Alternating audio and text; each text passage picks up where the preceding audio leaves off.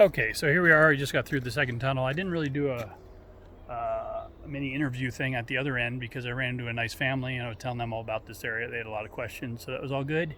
And here we are. That was the longer one. Now, what's interesting is that tunnel, again, you can't see the other end because it's like a mile long. And there's such a difference between the temperature outside. It's actually cooled off a little bit, but it was like 90, and in there it's like 20 or 25 degrees cooler. But for the middle half of that tunnel, it's fog. So when I go back in there, hopefully I'll take some pictures of the fog.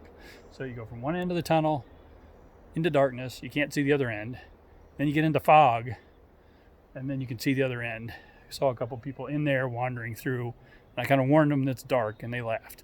But so you can see here, this is a good opportunity why these tunnels were abandoned, because over here you have one lane, and here you have one lane. That would have been, they needed 2 lanes on each side, but cost way too much to be able to redo these tunnels, so they just went around them.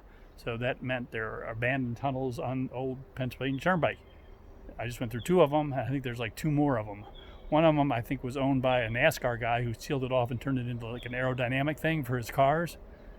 I don't know if you know if he still does that, but some people have a conspiracy theory that the government owns it. It's like Roswell. So I'm not sure. That one's, I think, out toward Bedford. Haven't been there because it's going to be sealed off anyway. But interesting place. And I was pleasantly surprised. It was so hot. I said, this is going to be a mistake, but it's so cool in these tunnels. Actually, perfect temperature in the tunnels. So we'll do the fog thing halfway through, and I'll catch you on the other end.